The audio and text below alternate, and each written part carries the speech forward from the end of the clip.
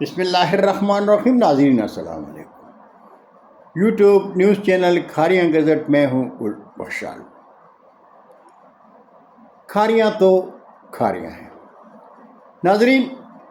D S P Kharian شاہد محمود گجر D S P Kharian نہیں رہے۔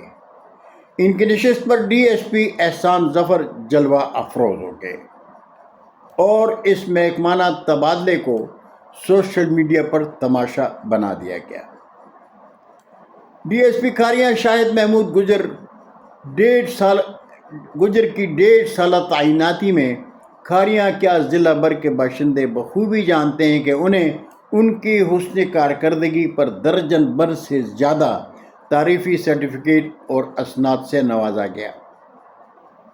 سب division کے وہ لکھاری جو کل ان کے حسن کارکردگی کے گیت گا رہے تھے، آج بے بنیاد قیاس آرائیوں میں ان کے کردار پر انگلی اٹھا رہے ہیں۔ شاہد محمود گجر سے کھاریاں پریس کلب اور ان کے آفس میں بالمشافہ میری صرف 2 ملاقاتیں ہوئی ہیں، لیکن میں نے ڈی ایس پی شاہد محمود گجر کو ان کے محکمانہ حسن کردار میں دیکھا اور پڑھا ہے۔ وہ پڑھے لکھے ادبدوش شخصیت کے مالک ہیں۔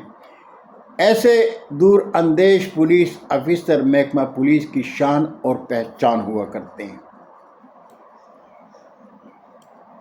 ناظرین، ڈی ایس پی چودھری شاہد محمود گجر ایک فرشناس، دیانتدار پولیس افسر جانے اور پہچانے جاتے ہیں۔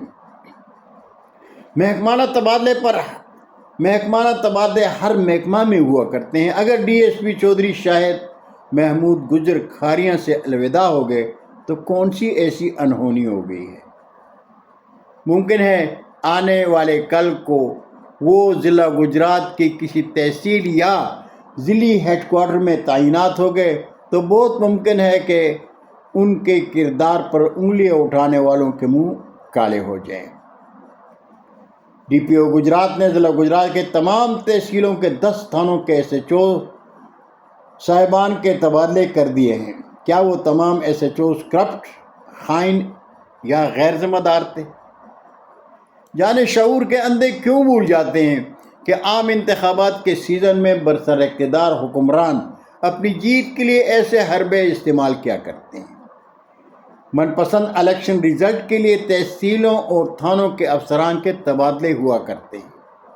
اس لیے اگر ڈی ایس پی چودھری شاہد محمود گجر کا تبادلہ ہوا ہے تو بہت ممکن ہے اس کے محکمانہ کردار سے حکومت وقت کے مقامی نمائندے خوفزدہ تھے۔ ایسے افسران کو تو خراج تحسین پیش کیا جانا چاہیے جو اپنے وردی اور محکمہ کے وقار کے لیے اپنے حلف کے وفادار ہوتے ہیں۔ چودھری شاہد محمود گجر صاحب، آپ جہاں بھی تعینات ہوں، محکمہ پولیس کے لیے ایسے ہی تابندہ مثال بن کر رہیں جیسے کھاریاں سب ڈویژن میں تھے۔ شاد اور آباد رہیں۔ بہت شکریہ ناظرین، زندگی نے ساتھ دیا تو برقی رابطے میں پھر ملاقات ہوگی۔ تب تک کے لیے اجازت۔ اللہ تعالی ہم سب کے پاکستان کا حامی و ناصر ہو۔ پاکستان زندہ باد۔